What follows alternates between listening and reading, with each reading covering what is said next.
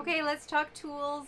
Now, I mean, the sky's the limits when it comes to just playing around. I mean, you could use found objects and things like that, but there's so many different types of tools that you can use with alcohol ink. Commonly, you see people using like even plastic wrap or salt, lots of different air tools. I'm just going to give you an overall generalization of what I use in my practice, and we'll go from there.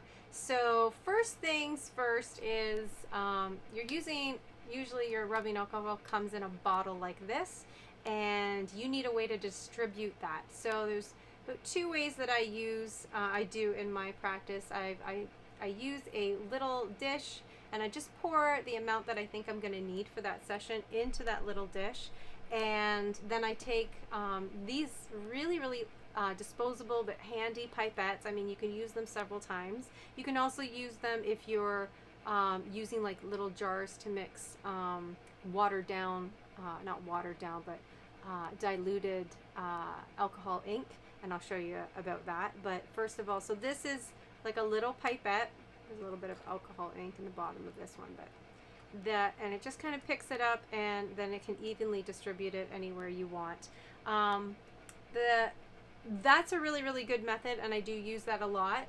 However, a better method I have found is using these little enclosed bottles where they just have this super fine tip, and because isopropyl alcohol, if left just kind of open and in a dish, it will evaporate over time. So if you step away from it, you'll come back, you know, about 10 minutes later, and a good amount of it is already evaporated into the air, which is why you should always wear your mask, because those fumes are always going up into the air.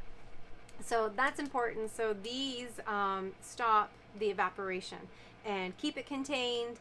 And again, these are another really cheap Amazon purchase, and I will link all of my tools and materials and everything in my tools and materials list.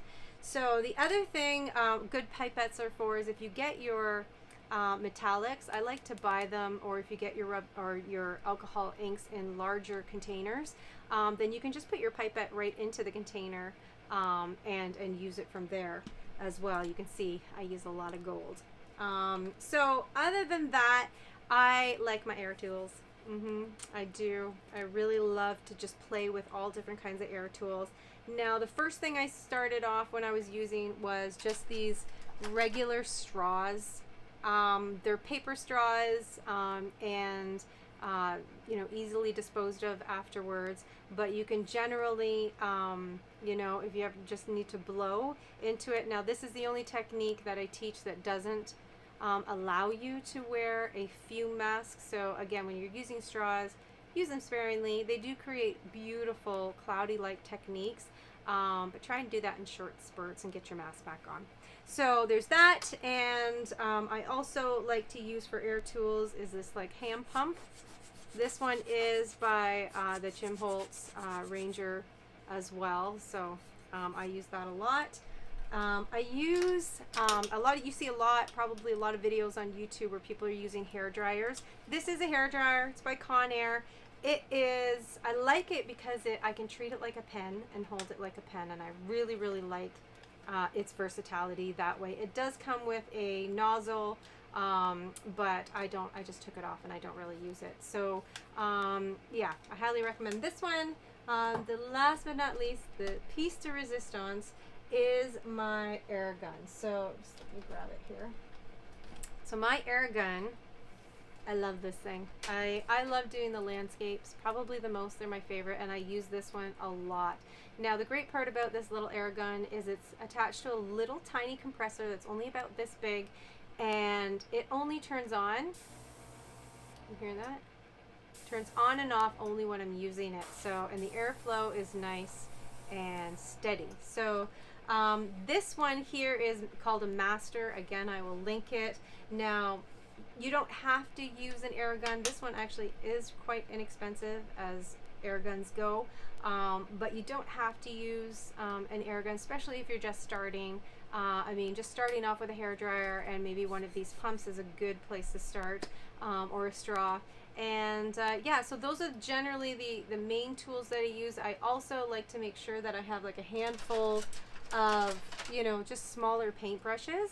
Now these ones are put through the mill, and the thing about alcohol, rubbing alcohol, is that it really dries them out. So make sure that you don't use your really good paintbrushes. Make sure you're using just some older paintbrushes, paintbrushes that are dedicated just for alcohol ink, because they're going to get pretty ratty, and they also hold the ink quite a bit.